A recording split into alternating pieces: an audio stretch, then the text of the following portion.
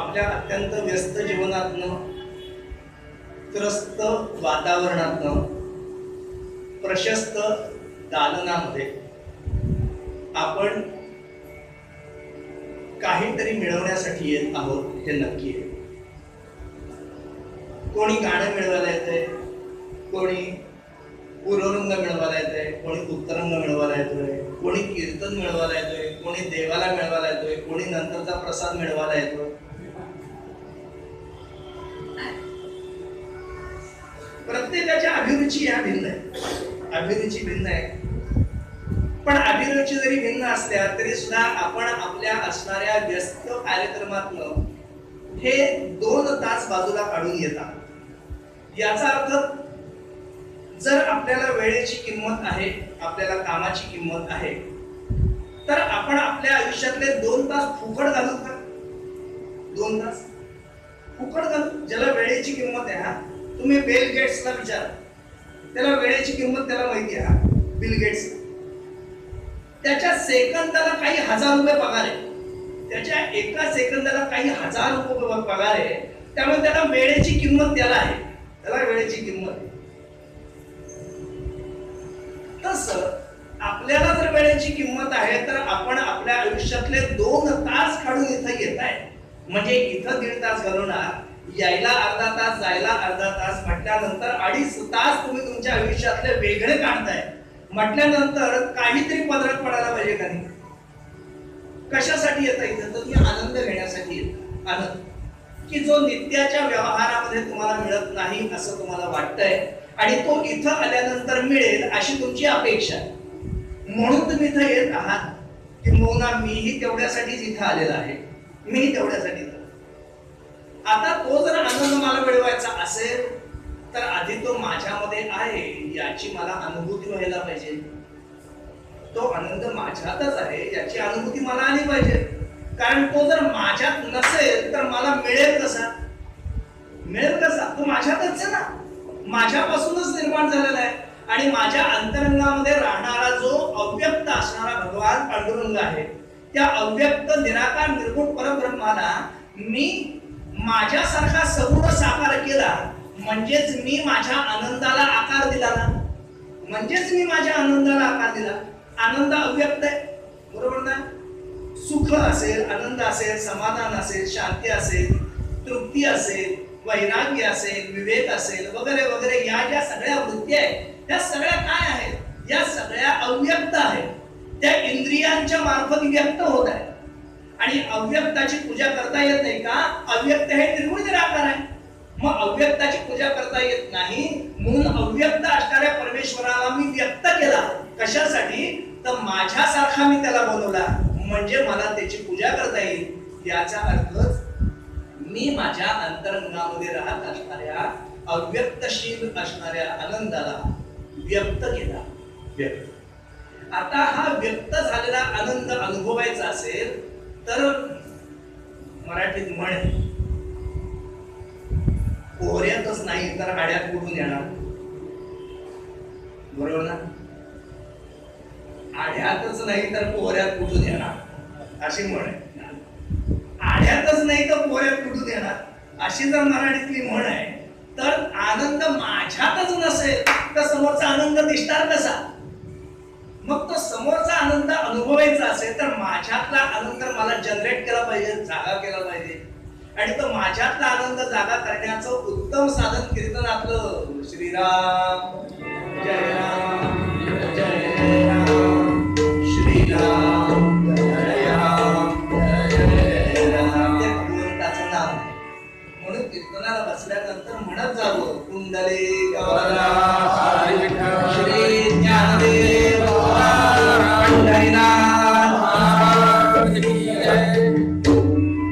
लक्षात ठेवा, कुंडलिक वरदा हारी विठ्ठल नाहीये, हरी विठ्ठल.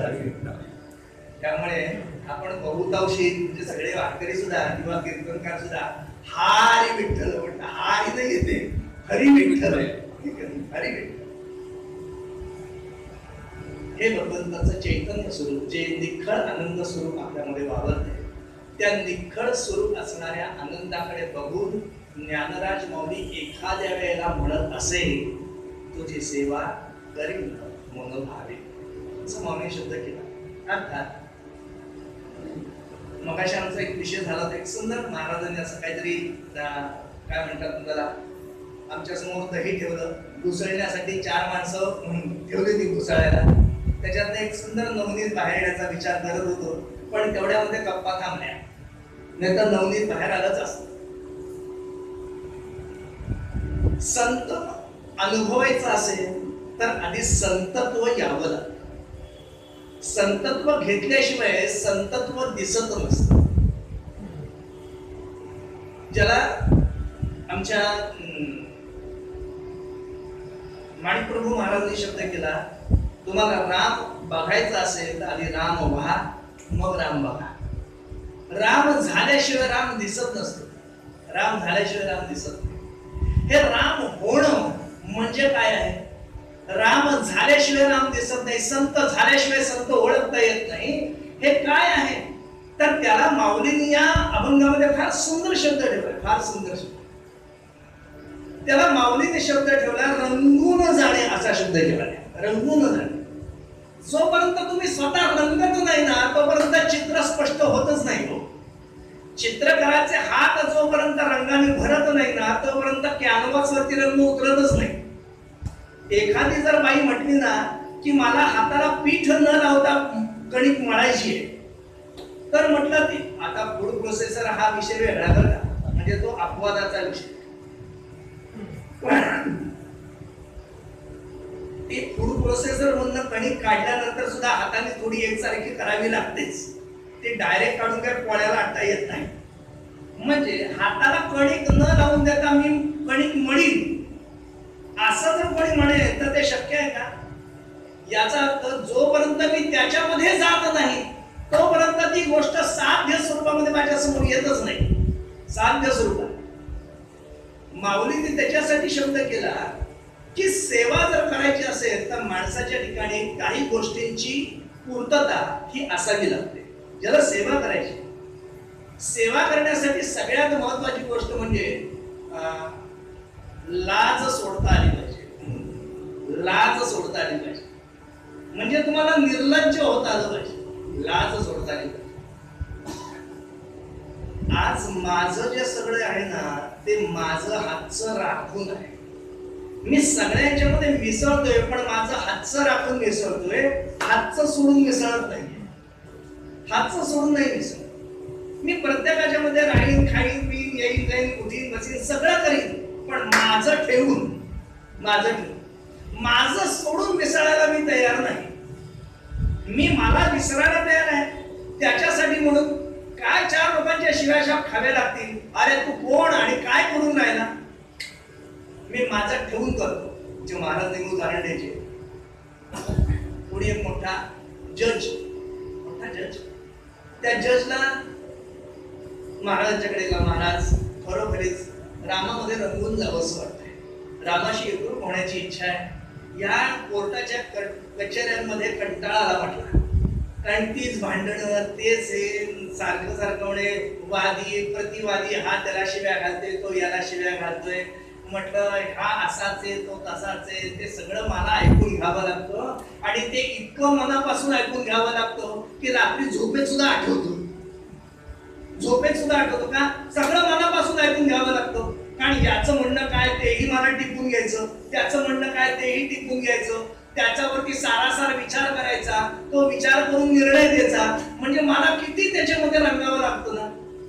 याचा परिणाम म्हटला रात्री उठता बसता म्हटला त्याच्याशिवाय दुसरं काही आठवतच नाही. महाराज कंटाळा आलाय, आता रामामध्ये रंगण्याची इच्छा आहे, काय करू. महाराज म्हटले मी सांगेन ते करशील, करीन की म्हटलं. सांगा म्हटलं, विश्वास आहे तुमच्यावर. महाराज म्हटलं एक कर, तू कोर्टातला जज पण सोडून दे आणि मंदिराच्या बाहेर भिकारी पण घे.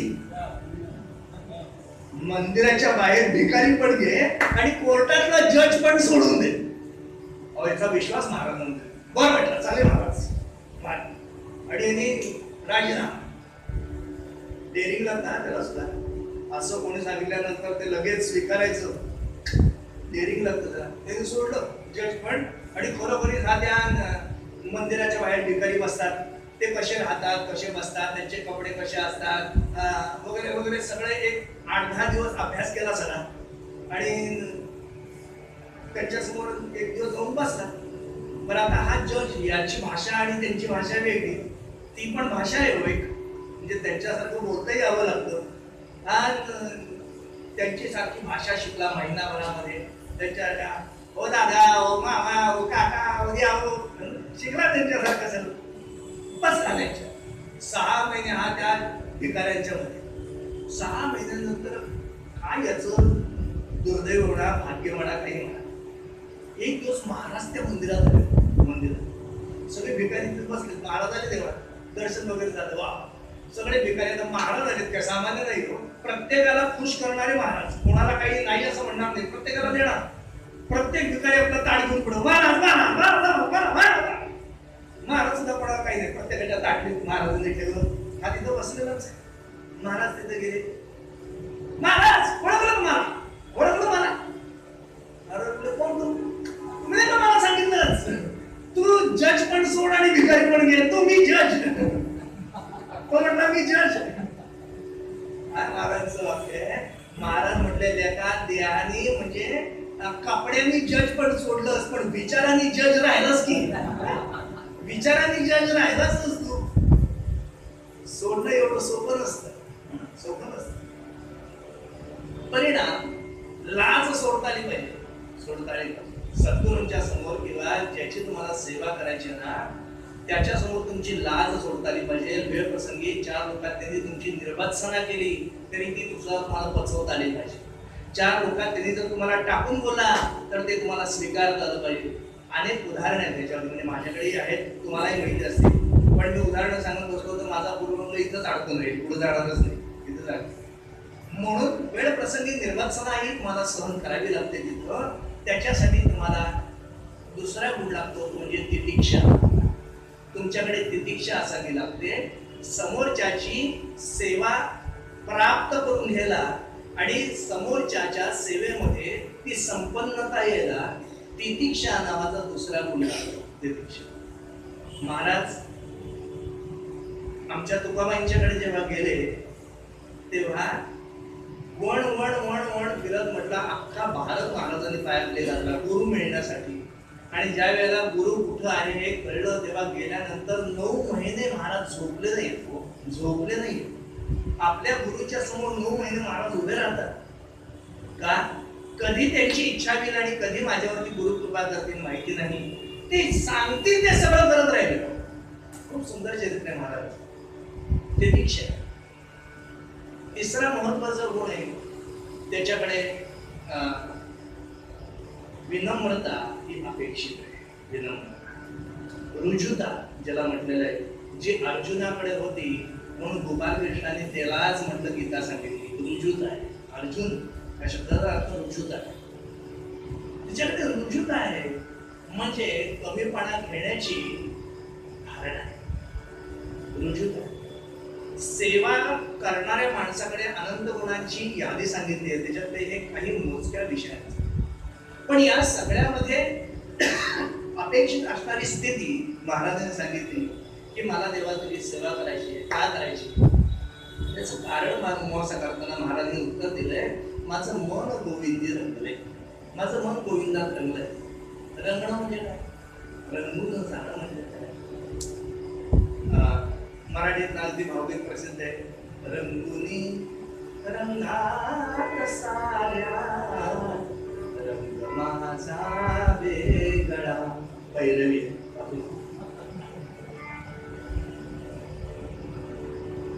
रंगणं या स्थितीचा रंग मीराबाईने शब्द केले रंगण्याचे. ऐसी लागी लगन मीरा हो गई मगन वो तो गली गली हरी गुन गाने चलिए महलों में पड़ी बन के जोगन चली.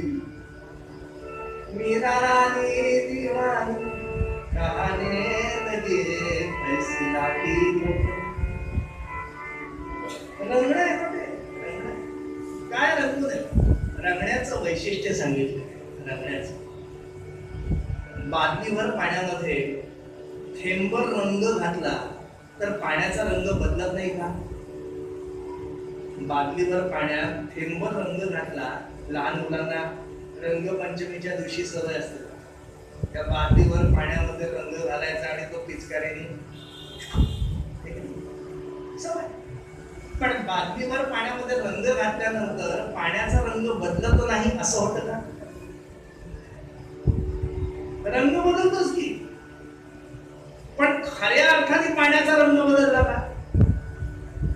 खऱ्या अर्थाने पाण्याचा रंग बदलला. रंग बदलणं म्हणजे काय? रंगून जाणं म्हणजे काय? महाराजांनी इतकी सुंदर उपमा दिली त्याला की बादलीभर पाण्यामध्ये थेंब रंग घालणं किंवा बादलीभर रंगामध्ये थेंबर पाणी घालणं, दोन्ही स्थितीच आहेत ना. बादलीभर पाण्यामध्ये रंग घातल्यानंतर जी स्थिती दिसते ती बादलीभर रंगामध्ये पाणी घातल्यानंतर दिसते का? याचा अर्थ रंग घातल्यानंतर तळ न दिसणं हे रंगून जाण्याचं दर्शन आहे. बादलीमध्ये रंग घातल्यानंतर तळ न दिसणं म्हणजे बादलीचा तळ न दिसणं हे रंगून जाण्याचं दर्शन आहे. भगवंताच्या ठिकाणी गेल्यानंतर आपण आपले न राहणं याचं नाव आहे रंगून जाणं. मी तिथं माझा राहिलोच नाही. शास्त्रामध्ये त्याला शिवम भूत्वा शिवम यजे असा शब्द केला. देव पहावया गेलो ते देवाची होमोनी ठेवलं. तिथं माझा मी राहिलोच नाहीये. माझा मी राहिलोच नाही. माझे नमी राहिले असं शांता शेळके म्हणतात. माझे नमी राहिले, तिथं गेल्यानंतर माझे राहिलेच नाही. माझे सर्वस्व ही तुला वाहिले असा शब्द केलाय. मी माझा राहिलोच नाही तिथं गेल्यानंतर, की मी माझी स्वतःची अभिव्यक्ती वेगळी सांगीन. अरे शिल्लकच नाहीये तिथं. आकाशामध्ये ज्ञानराज माऊलींनी उदाहरण दिले फार सुंदर. माऊली म्हटली आकाशामध्ये असणारे चंद्र, तारे, ग्रह, नक्षत्र, पुष्पमाला, म्हणजे या सगळे जण टिवटिव म्हणजे कुठपर्यंत करतात, ते त्यांची सत्ता कुठपर्यंत सांगतात, कुठपर्यंत चमकतात. जोपर्यंत सूर्य उगवत नाही ना तोपर्यंत त्यांची टिवटिव चालतेच. पण एकदा सूर्य उगवल्यानंतर या सगळ्या लोकांची टिवटिव राहते का? म्हणजे जोपर्यंत सूर्य नाही तोपर्यंत हे स्वतःची मखराशी चालवणार लोक, स्वतःचं मोठेपण दाखवणार, चंद्र स्वतः कलेने दाखवणार, तो ग्रह असे चमचम करून दाखवणार, त्या असणाऱ्या तारा लुकलुकणार, सगळं करणार. त्या आकाशगंगा इकडून तिकडे फिरणार, तो धूमकेतू पाहिजे तसा फिरणार. कुठपर्यंत? जोपर्यंत सूर्य येत नाही तोपर्यंत. तो एकदा आल्यानंतर हे सगळेजण असून नसल्यासारखे आहेत ना. याचा अर्थ हे सगळेजण सूर्य आल्यानंतर त्या सूर्यामध्ये इतके एकरूप होऊन जातात की त्यांचं स्वतःचं वेगळेपण दिसतच नाही. याचं नाव आहे रंगून जाणं. पूर्वीच्या काळी अशी पद्धत होती, म्हणजे रंगून जायचे कलाकार लोक. गायला बसल्यानंतर रंगून जायचे, देहभान विसरायचे. आमचे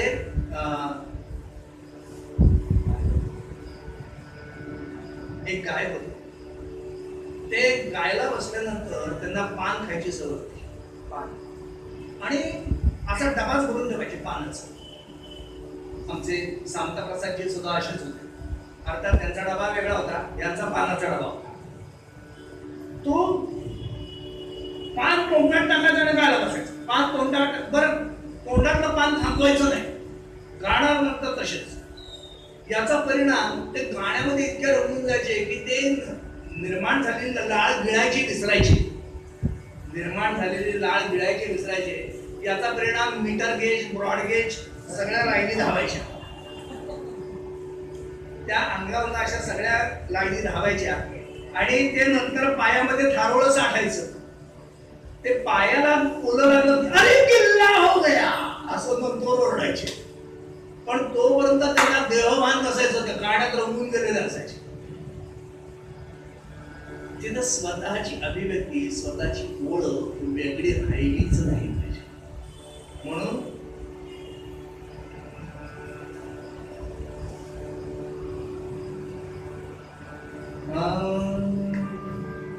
महाराज सांगून जायचं गोविंदा रे गोविंदा, गोविंदा रे गोविंदा, गोविंदा रे गोविंदा.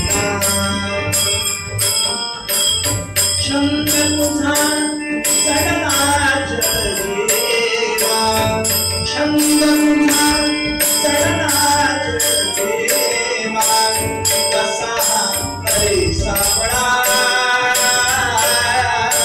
गोविंदा रे गोविंदा, गोविंदा रे गोविंदा, गोविंदा रे गोविंदा.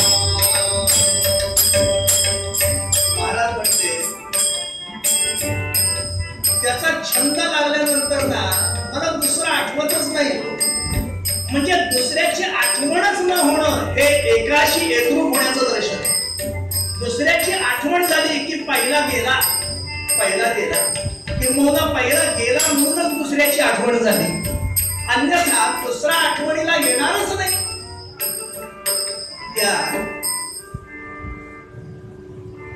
काल मला माहिती नव्हतं, आज मला माहिती आहे.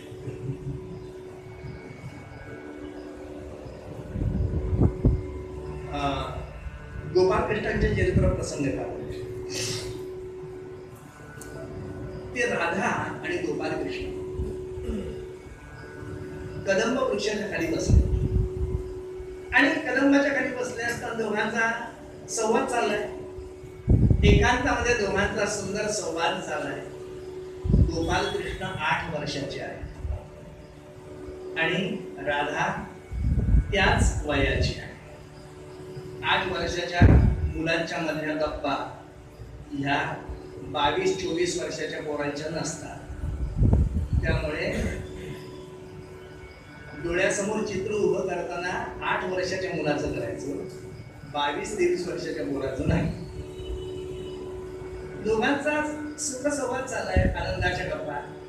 आणि राधा म्हणली, कृष्णा आज आपण वेगळा खेळ खेळूया.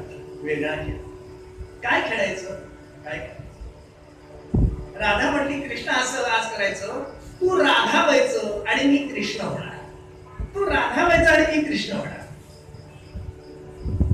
कृष्ण म्हटलं, अगं असं कसं शक्य आहे?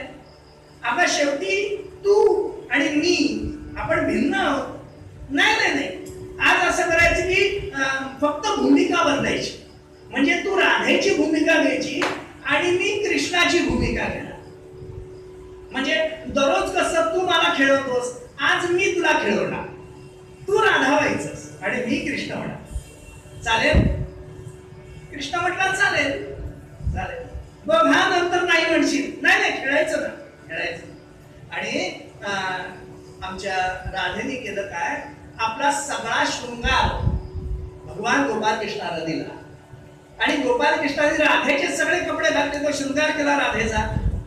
आणि आपला सगळा शृंगार कृष्णाने काढला आणि राधेच्या जवळ दिला. राधेजवळ तो दिल्यानंतर राधा आता कर, आता तू कृष्ण हो, तू कृष्ण हो. पण राधा काही कृष्णाचे कपडे घाले ना, कृष्णाचे कपडे घाले.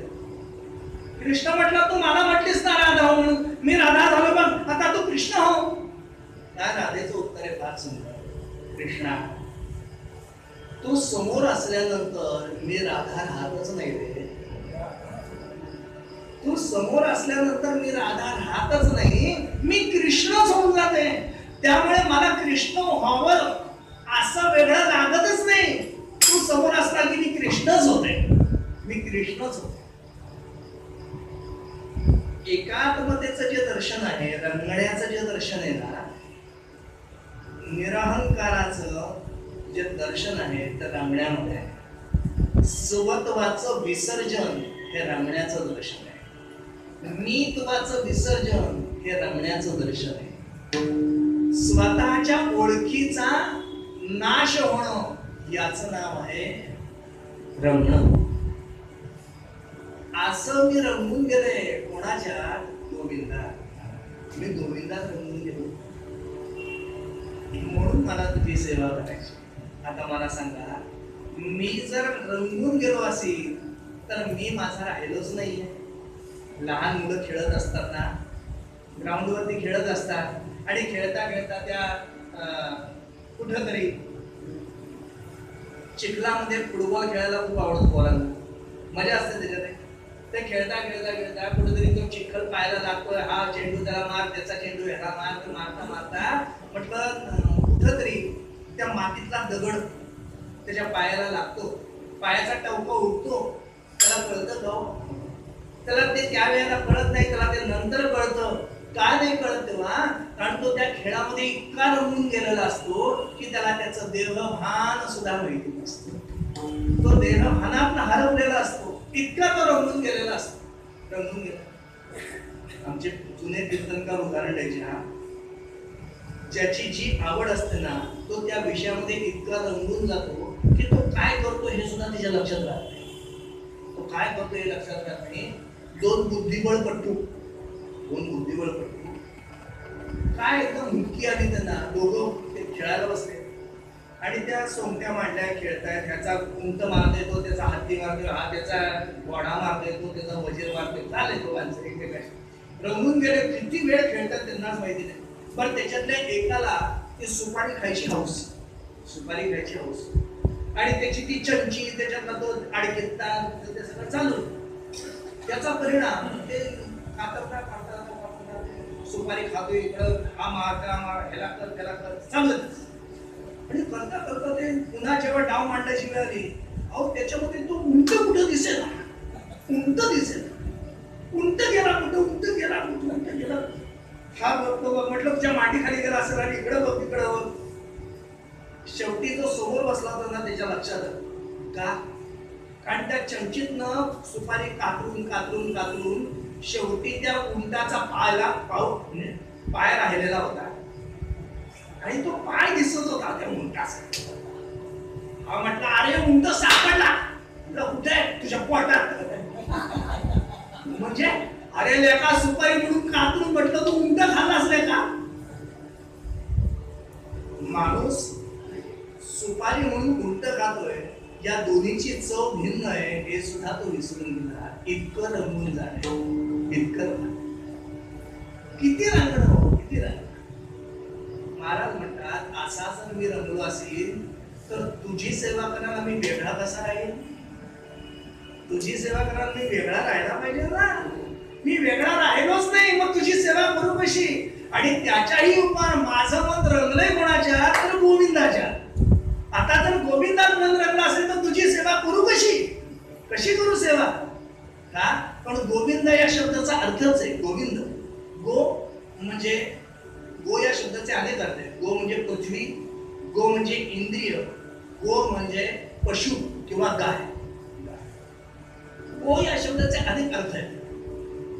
गो या शब्दाचा अजून एक अर्थ आहे की पृथ्वी पालक, या अर्थाने गो या शब्दाचा एक अर्थ आहे.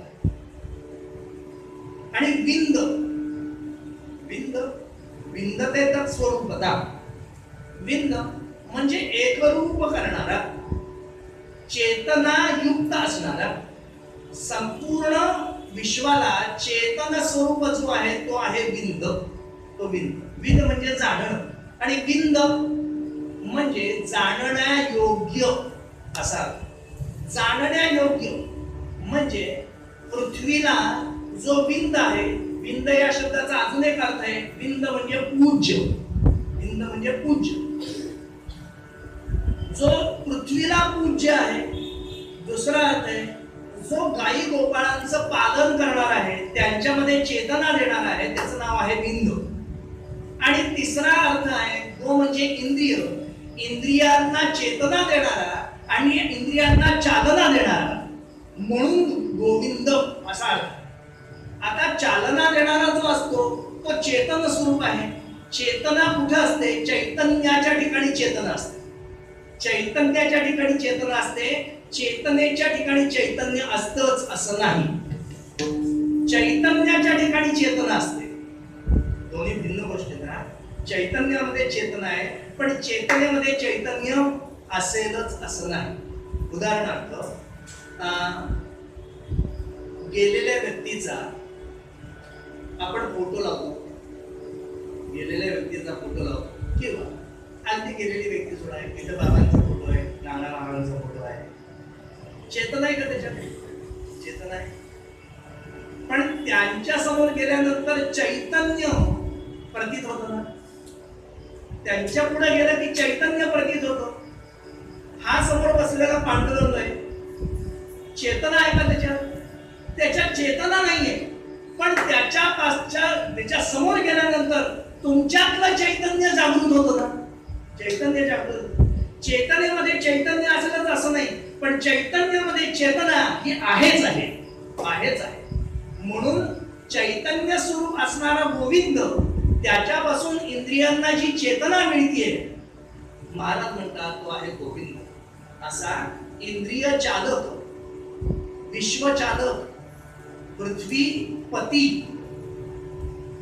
त्रैलोक्याधिपती असा असणारा गोविंद, जो चैतन्य स्वरूप आहे ना, त्याच्यामध्ये माझं मन रंगून गेलं, त्याच्यात रंगून गेलं. आणि याचा परिणाम असा झालाय की मला तुझी सेवा करण्याची इच्छा होती. इच्छा होती.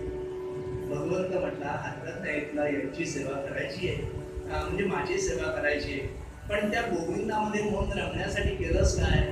गंगवसिले नवसिले माये.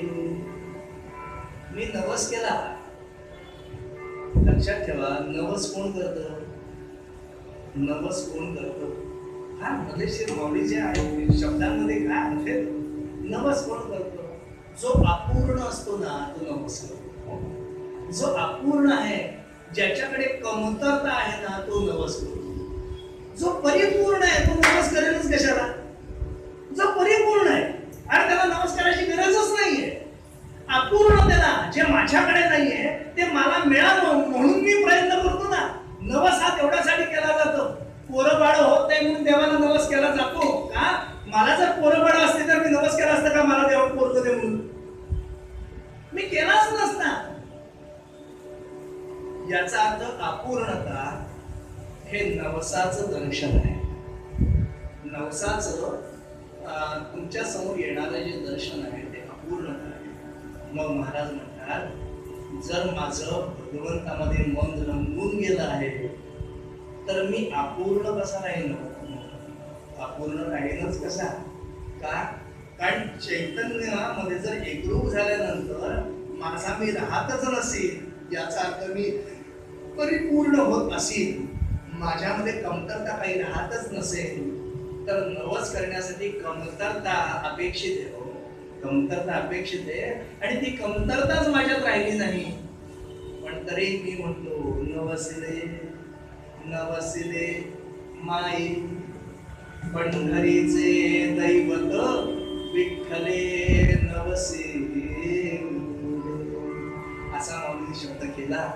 काय आहे त्याच्या बघूया. महाराज म्हणतात, असं भगवंताशी तादात्म्य पावल्यानंतर जी एक अनुभूती आहे की तिथं मी माझा राहत नाही, ते तादात्म्य स्थिती ज्या कैकयाला अनुभवायला मिळाली, म्हणजे रावणाच्या आईला मिळाली, ती रावणाला मिळाली नाही. का नाही मिळाली? त्याची कथा चित्रंगात होऊया. तोपर्यंत तुझी सेवा करीन मन भावे, तुझी सेवा करीन